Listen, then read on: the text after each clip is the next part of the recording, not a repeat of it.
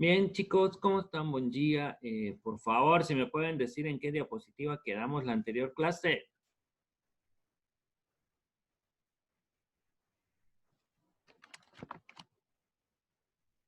Nadie guarda apuntes. En 98 creo, Lice. A ver.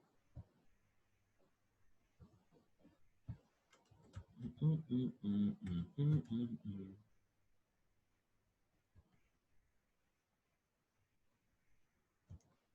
Sí, creo que sí, ¿no? Ok,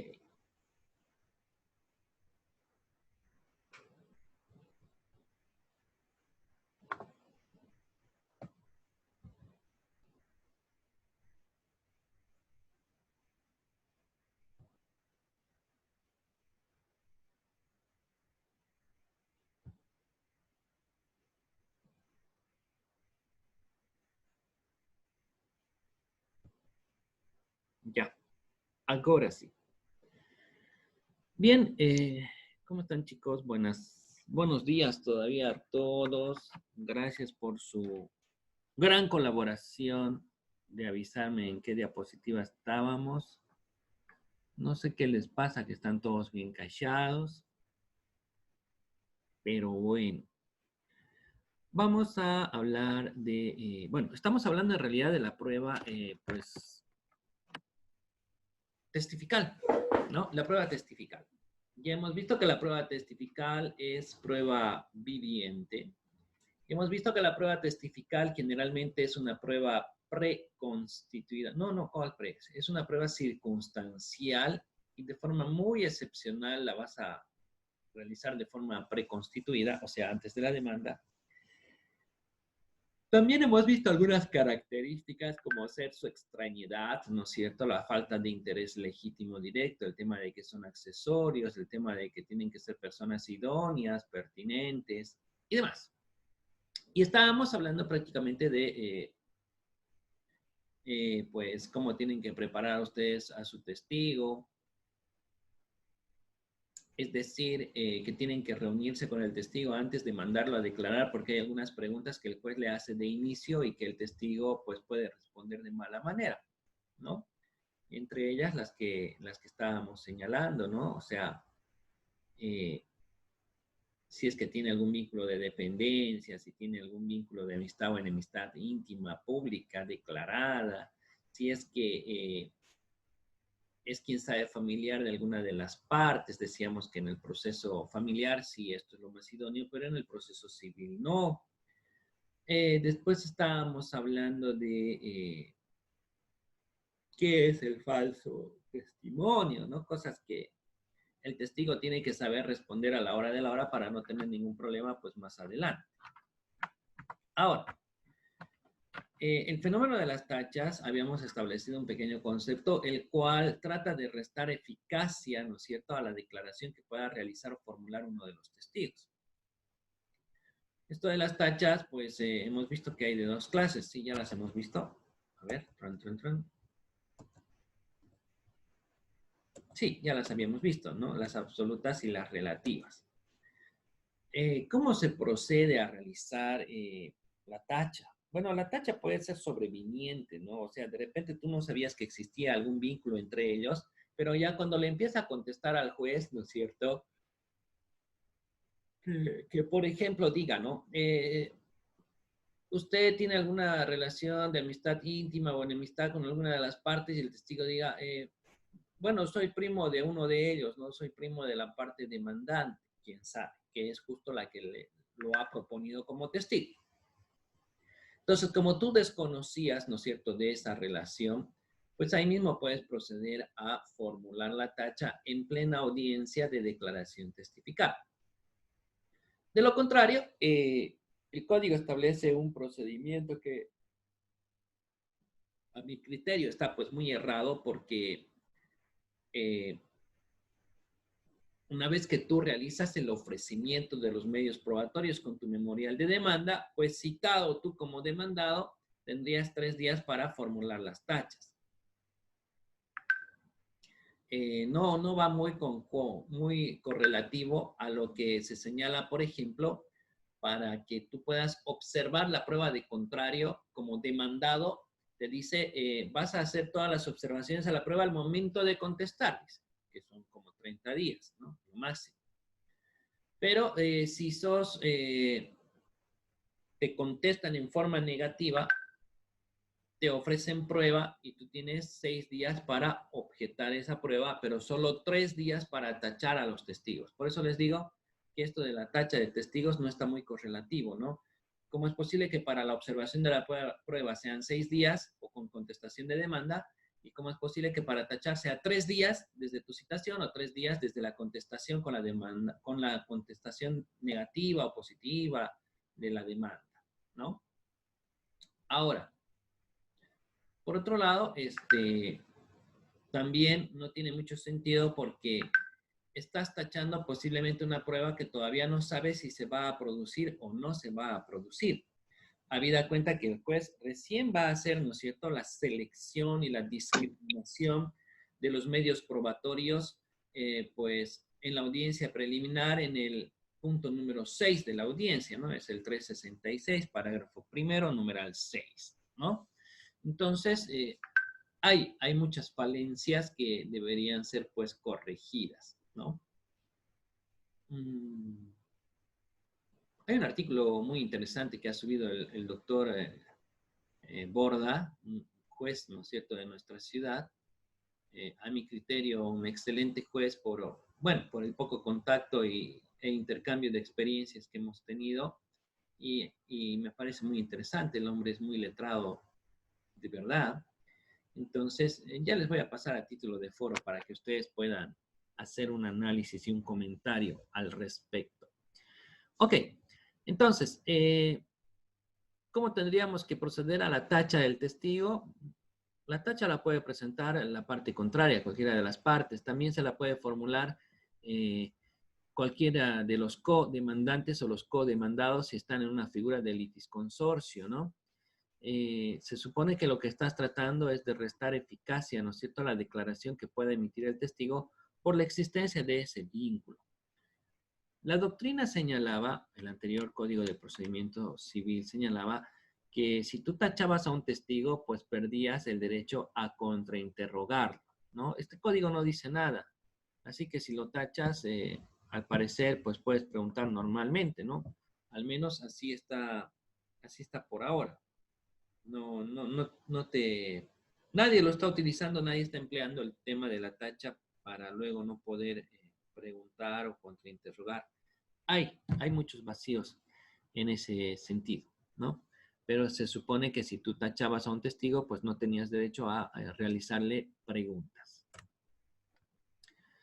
La forma de la apreciación de la prueba testifical. Bueno, en el antiguo Código de Familia teníamos una tasación legal que estaba establecida en el artículo 207.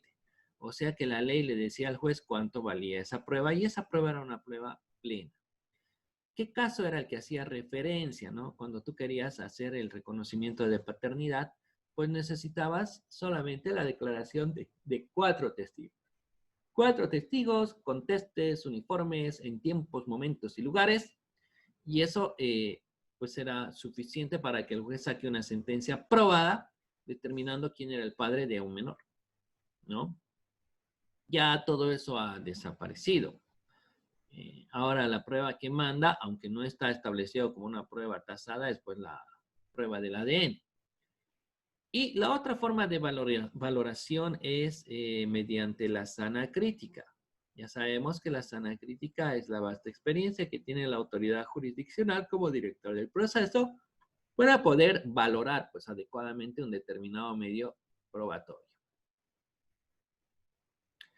¿Qué elementos de valoración se van a tomar en cuenta? Con relación a la persona del testigo, se va a considerar, número 1, su idoneidad, ¿no? Ahí habrá que ver, pues, ¿no es cierto?, si el testigo es idóneo, si el testigo tenía que ver algo con sus ojos y no escucharlo con sus oídos. Es que ya hemos dicho, ¿no es cierto?, que los testigos que son sordos no pueden ser testigos de cosas que se tienen que oír, y los testigos que son ciegos no pueden ser testigos de cosas que se tienen que ver. La idoneidad también pasa por el tema de que ese testigo, qué tanta relación existe entre el hecho y las partes, ¿no? O sea, si voy a hacer un proceso de usucapión, un testigo idóneo será pues mi vecino, ¿no? Y no así una persona que vive al otro lado del mundo. Por eso es que hay que ver que el testigo sea idóneo. El tema de la moralidad tendrá que ver pues con aquellas cuestiones que hemos visto, que no sean drogadictos, que no sean adictos, que no sean alcohólicos, que no sean delincuentes, ¿no? Que no haya sido ya sancionado en una anterior oportunidad eh, con sancionado en falso testimonio, ¿no? Que es un tipo penal. Y el tema del intelecto, habrá que ver que sea pues una persona que esté cuerda, una persona que sea capaz, ¿no? Para que dicha declaración pues pueda ser eficaz al momento para el proceso que se persigue, ¿no? ¿Qué elementos de valoración están en base a el contenido de su declaración? Por un lado, estamos hablando de la verosimilitud. Aquí estamos haciendo referencia a que la historia que él esté desarrollando pues sea creíble, ¿no? Que esta historia pues hable de cosas factibles, ¿no? Por ejemplo, mi cliente no ha cumplido con el pago del alquiler porque hay un fantasma en la casa que le diga que no paga el alquiler, no, ni idea, ¿no es cierto? O que el testigo diga que cuando ha ido a la casa han habido apariciones fantasmales, qué sé yo, o sea, por eso tiene que ser algo que una declaración que sea coherente, ¿no? Algo que sea real, no cuestiones irreales o fantásticas o fuera de lo natural. No vamos a entrar al ámbito de lo paranormal. Tiene que existir concordancia. Concordancia quiere decir que el testigo al momento de realizar su declaración, pues no va a caer pues en contradicciones, ¿no? No sé si han podido leer algunos artículos para determinar si una persona miente o no miente, pero supuestamente uno de los tips, por supuesto que no garantiza, ¿no? Llegar a la verdadera verdad, como le digo yo. Algunos tips como que la persona que tú crees que te está mintiendo cuando te cuenta una versión, pues se la hagas repetir la versión, pero a la inversa, ¿no? Para ver si existe esa verdadera relación de los hechos o no. Esto no lo vamos a hacer, por supuesto, en un juzgado, porque no nos van a permitir, van a decir que estamos buscando confundir al testigo. Pero de todas formas, la concordancia tiene que ver con que la declaración del testigo no sea contradictoria en sí misma, ¿no? No voy a ser que en un momento dijo que la construcción del bien o la mejora introducida ha sido realizada en el año 1999 y luego más allá diga de repente que ha sido el año 2001, ¿no? Por alguna contradicción, pues la declaración del testigo pues va a ser restada. Por otro lado, además, la razón del hecho o manifestaciones. Esto tiene relación con tratar de determinar cómo, bajo qué circunstancias él ha podido captar ese hecho, ¿no? Y como les digo yo, a veces va el testigo y uno le pregunta, ¿y usted cómo sabe eso? Ah, es que él me dijo. Cuando dice él me dijo, se refiere a la parte contraria. Sí, él me contó. O sea, entonces, ¿testigo de qué es? Si se la contaron al testigo y el testigo viene a contar y recontar otra nueva versión. Eso no es un testigo idóneo, ¿no? Por eso es que el juez tiene que tener mucho cuidado al momento de formular una valoración. ¿De qué te sirve un testigo que va a ir a declarar porque la parte le dijo? No, es que, como yo les decía, una vez estaba yo en un proceso y supuestamente la parte estaba tratando de demostrar de que era un buen padre, que se preocupaba por el hijo, que el tema de la asistencia familiar, bueno, no había podido cumplir, pero no por ello que no se preocupaba. Entonces va el testigo y declara, lo que pasa es que él quiere mucho a su hijo, es un buen padre, es un excelente padre y no sé qué. Y entonces le pregunto yo, ¿y cómo usted sabe que él es un excelente padre? Es que él me contó, digamos.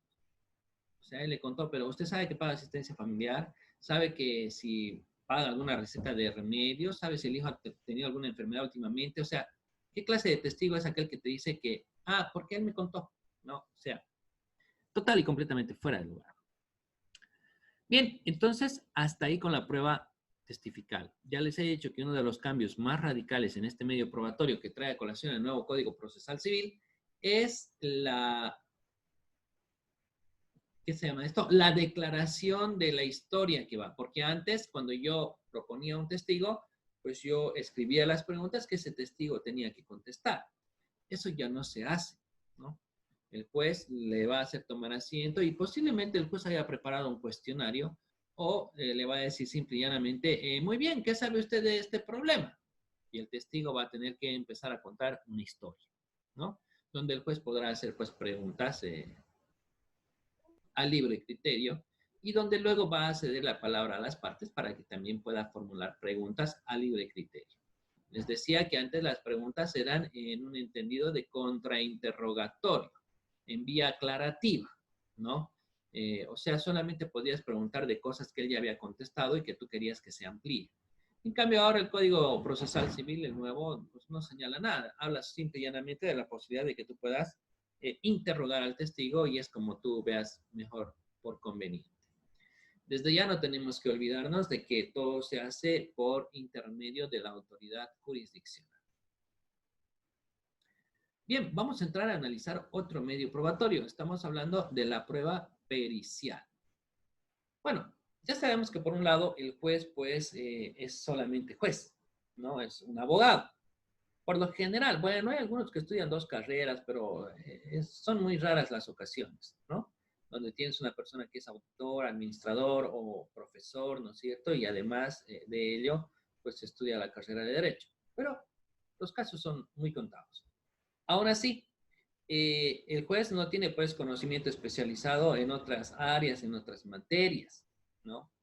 Efectivamente, hemos dicho que una de sus características, cuando hemos analizado, ¿no es cierto?, al juez dentro de los sujetos procesales, pues habíamos visto de que el juez tiene que tener lo que se llama la cultura profesional y que la cultura profesional no solamente estaba enmarcada a que él pues sea un abogado, tenga una especialidad, una maestría en el área en el cual él se desarrolla. No iba, ¿no es cierto?, enfrascado directamente a ello, sino que en realidad esto pasaba por el tema de que el juez tiene que tener un amplio conocimiento general en todos los aspectos, pues, de la vida.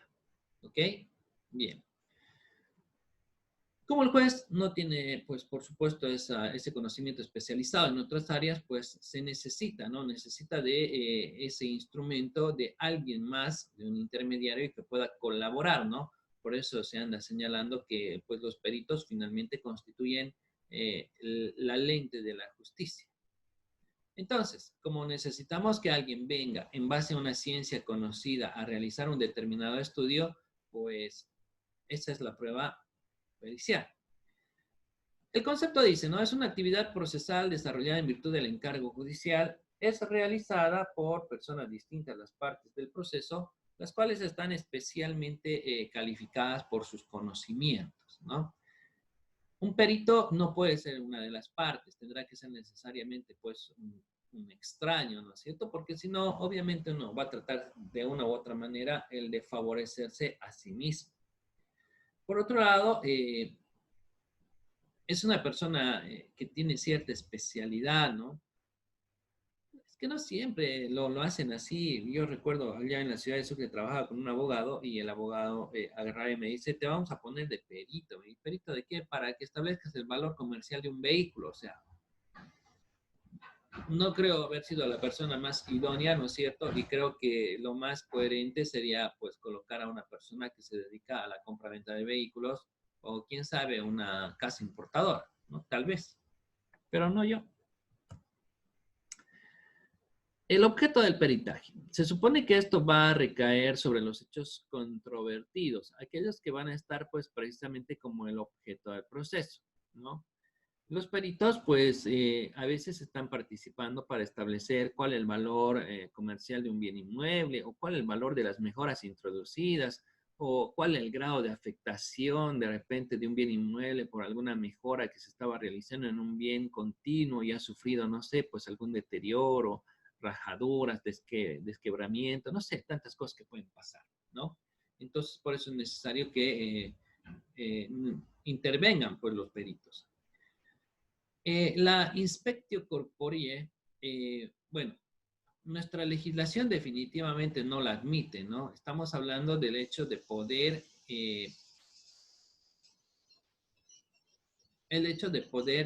inspeccionar a personas, ¿no?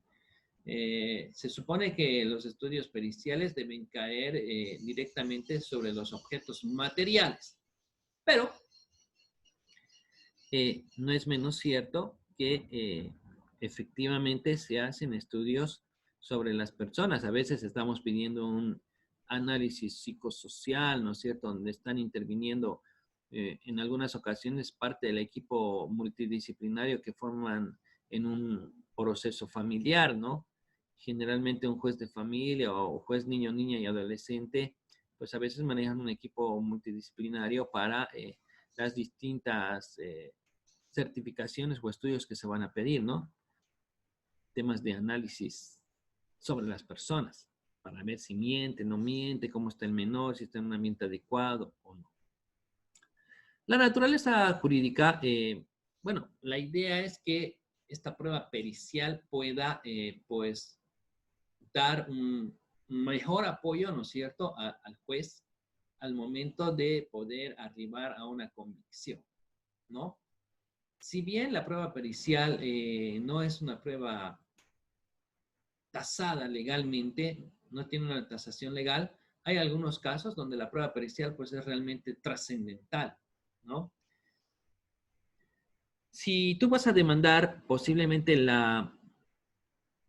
digamos la anulabilidad de un contrato por falta de consentimiento, o sea que ha habido una falsificación en la firma, ¿no es cierto?, pues mucho las declaraciones de los testigos pues no van a servir mucho, ¿no?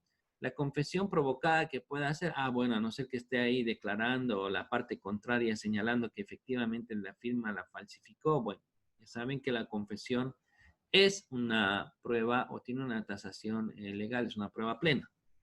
Pero para el tema del peritaje está considerada como una prueba semiplena, pero como les decía, en algunos casos va a ser pues prácticamente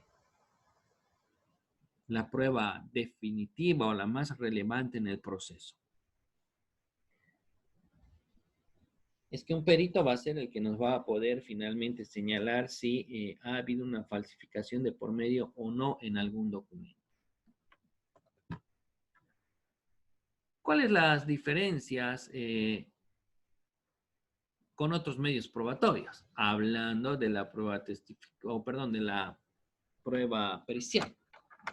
Bueno, por un lado, con el testigo. Se supone que el testigo va a ir ante el juez a declarar ciertos hechos que ya han pasado, o sea, ya han sido suscitados, son cosas que ya han ocurrido.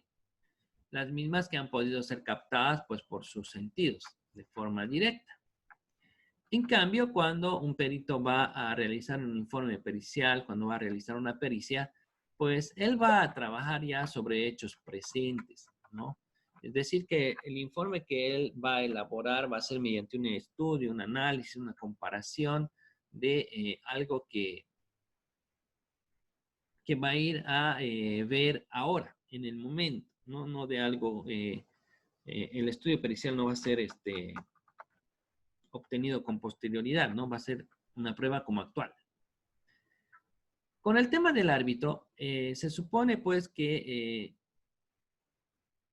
el que es aquí juez y director del proceso, el director del proceso, el que lleva adelante es pues el juez, ¿no es cierto? Pero el árbitro es también el que hace el papel del juez en los procesos arbitrales. Como ustedes bien saben, pues los árbitros, por ejemplo en la CAINCO, no necesariamente son todos abogados, ¿no? Más bien hay otros árbitros que a título de árbitros, o sea, jueces, participan en el proceso para, pues, tratar de dictar una resolución más adecuada a la controversia, ¿no? Entonces, si ustedes se dan cuenta, si hablamos de el perito, pues es una especie de juez particular, ¿no? Pero, o sea, se parece y no se parece. No sé cómo explicarles esto. Lo que pasa es que no se olviden que el árbitro sí tiene ese papel de director del proceso en un proceso arbitral, ¿no? Mientras que en un proceso civil no tiene esas atribuciones, ¿no? En un proceso civil solamente está como perito y por lo tanto solamente va a hacer un trabajo determinado y ya está, ¿no? Esa sería la diferencia, ¿no? Que el perito como árbitro tiene las mismas atribuciones que un juez y que el perito como perito en un proceso judicial pues no tiene esas atribuciones. Con el mandato es el contrato de mandato. Estamos hablando, por ejemplo, aquel que se puede expresar en un poder notarial o, por ejemplo, aquel que puede estar expresado en una carta poder. El contrato de mandato pues también puede ser realizado de forma verbal cuando yo padre, por ejemplo, mando a mi hijo a que a mi nombre se fíe de la tienda, pues, no sé, algún producto, ¿no?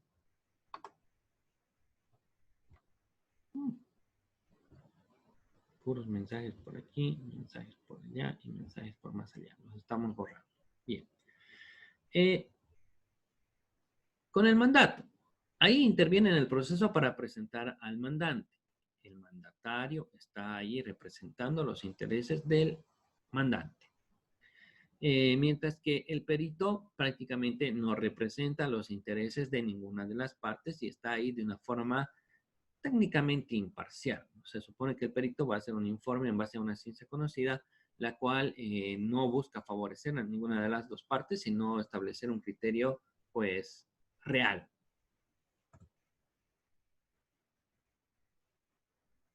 Procedimiento. ¿Cómo se realiza la designación de un perito? Bueno, antes había mucha controversia con el tema de la prueba pericial porque lo que ocurría o lo que suscitaba era que el demandante pues proponía a su propio perito y el demandado pues proponía a su propio perito, ¿no? Y obviamente pues cada perito por supuesto realizaba un informe como que eh, tratando de beneficiar a su parte, ¿no? O sea, imagínense, si van a venir a contratarme a mí, una de las partes, ya sea demandante o demandado, para que yo presente o haga algún informe, obviamente tengo que tratar, pues, o él me va a pedir de tratar de inflar un poquito o parcializarme en cierta forma con uno de ellos. Por eso es que no es conveniente que cada perito, o perdón, que cada parte vaya con un perito, porque en realidad lo que vas a ocasionar es pues dos informes duplicados, ¿no? Y dos informes que se van a alejar pues de la realidad, habida cuenta que más idóneo, ¿no? No va a ser el más idóneo porque cada perito, como lo hemos dicho, pues va a tratar de jalar para su propio bando. Ahora sí. Estaba enchufando mi parlante, que ya está cargando. Bien, entonces, ¿qué ha establecido el nuevo Código Procesal Civil? Bueno, aquí han aparecido algunos cambios porque era necesario. Lo que pasa es que cada uno con su perito, el demandante con su perito, el demandado con su perito, ambos informes periciales pues tenían dos resultados ciertamente distintos. Y lo que se hacía era finalmente que el juez nombre al perito dirimidor, o sea, un tercer perito, ¿no? Y como iba a ser designado por el juez, se supone que iba a ser el trabajo más transparente, ¿no? O sea que iba a ser como quien dice el verdadero informe. Para estarse evitando de tu perito, mi perito y el tercer perito dirimidor, el Código Procesal Civil, el nuevo por supuesto, ha establecido que solamente tiene que participar un solo perito, ¿no? No importa si es ofrecido por una de las partes o por ambas partes. Cuando nosotros ofrecemos prueba pericial, lo que ocurre es lo siguiente.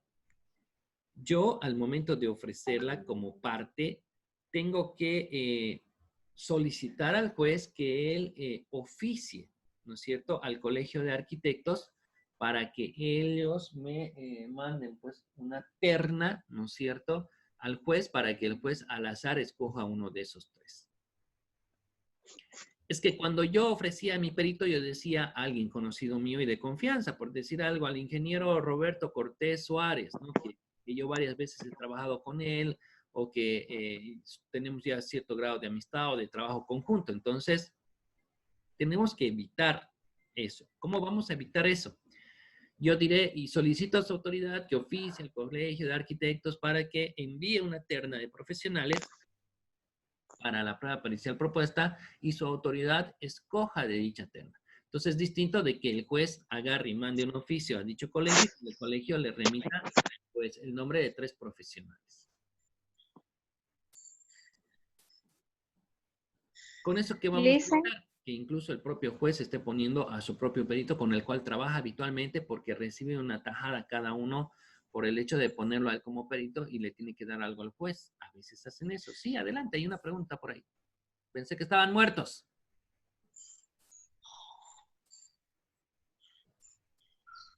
ya Lisa, para que quede la idea clara sobre el perito, eh, ¿en qué clase de proceso se puede solicitar de un perito?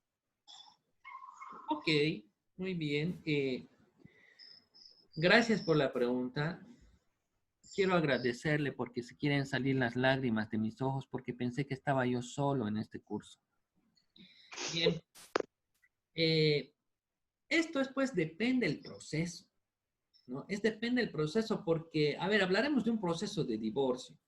Si yo no tengo bienes, no han habido construcciones, ni mejoras, ni nada, una prueba pericial sería total y completamente, pues, impertinente, ¿no? Entonces, hay que ver la causal de relación que hay con el medio probatorio y los hechos que están ahí en controversia para que tú sepas cuánto es pertinente, cuándo es idóneo, pues, el ofrecer una prueba pericial. Además que se supone que la prueba pericial es pues necesaria porque hay aspectos que nosotros no conocemos porque no es de nuestra área, nuestro campo de conocimiento. A ver, si vamos a llevar a venta judicial un bien, un proceso de estructura monitoria de cese de copropiedad. Hay 2 copropietarios que no son esposos porque no va bajo esa figura, ¿ya? Hay 2 copropietarios y el uno quiere vender y el otro no quiere vender y el bien es físicamente indivisible. Entonces, ¿qué se hace? Se lleva a venta judicial, ¿no? Y para la venta judicial, es una venta forzosa, pues se tiene que establecer un valor comercial del bien. Y para ello vamos a trabajar, ¿no es cierto?, con un monto en base a un estudio pericial, en base a un avalúo. Entonces yo necesito que venga un perito y me diga cuánto vale mi casa, para que con ello se saque un precio al mercado y para que con ello pues tengamos una base para el remate, ¿no? Ahora, hay ocasiones donde las parejas se están divorciando y están en la etapa de división y partición de bienes y resulta que el terreno, pues el terreno lo había heredado el esposo, pero ya la construcción lo hicieron cuando estaban casados, ¿no?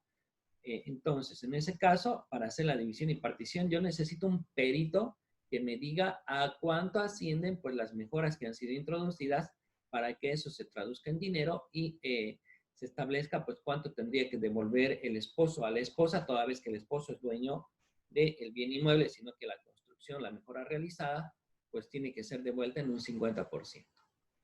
Eso se va a establecer mediante una resolución y si no pudiese devolver, ¿no es cierto?, el esposo, pues hay que embargar todo, vender todo y separarlo, ¿no? Al venderse todo, el esposo ya sabe, en base al informe pericial, cuánto de dinerito tiene que darle a la esposa correspondiente al 50% de la mejora que han realizado sobre el terreno, ¿no? Si vamos a ir por un proceso de negación de paternidad, pues hay una prueba pericial, es la prueba del ADN. No sé si tienen algunas dudas o preguntas.